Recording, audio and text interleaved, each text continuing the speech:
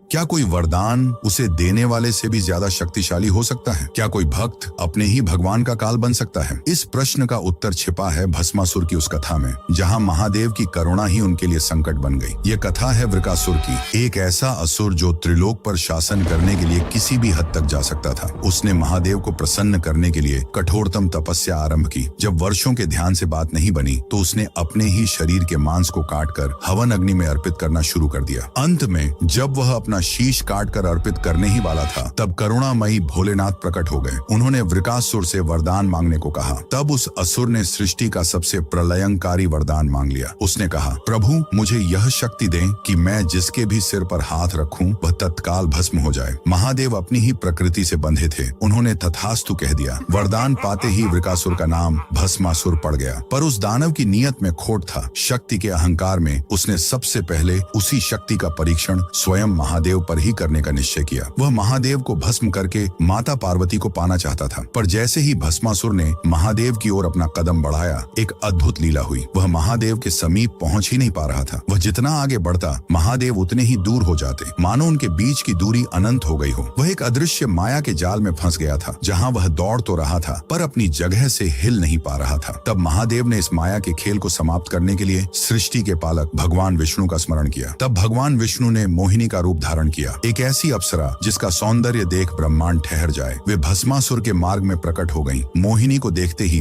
भस्मासुर महादेव को भूल गया और उसके सौंदर्य के मोह में पड़ गया। उसने मोहिनी के सामने विवाह का प्रस्ताव रखा। मोहिनी ने मुस्कुराते हुए कहा, मैं तुमसे विवाह अवश्य करूंगी, पर मेरी एक शर्त है, तुम्हें मेरे साथ मेरे जैसा ही नृत्य करना होगा। मोहिनी के मोह में अंधे भस्मासुर ने तुरंत हाँ कर दी। मोहिनी ने नृत्य आरंभ किया। भस्मासुर उसकी हर मुद्रा की नकल करने लगा। नृत्य अपनी पराकाष्ठा पर पहुंचते ही मोहिनी ने एक ऐसी मुद्रा बनाई जिसमें उन्होंने अपना हाथ अपने ही सिर पर रखा। भस्मासुर जो सब कुछ भूल चुका था, उसने बिना सोचे वही मुद्रा दोहरा दी। जैसे ही उसने अपना हाथ अपने ही सिर पर रख लिया, महादेव का वरदान पूरा हुआ। भस्मासुर अपनी ही शक्ति से जलकर राख हो गया। ये कथा हमें सिखाती है कि जब शक्ति विवेक और धर्म के बिना प्राप्त होती है तो वह स्वयं अपने ही विनाश का कारण बनती है। उस सृष्टि के पालक भगवान विष्णु की लीला के सम्मान में जो धर्म की रक्षा के लिए किसी भी रूप में प्रकट हो सकते हैं, कमेंट्स में जय श्री हरि अवश्य लिखें।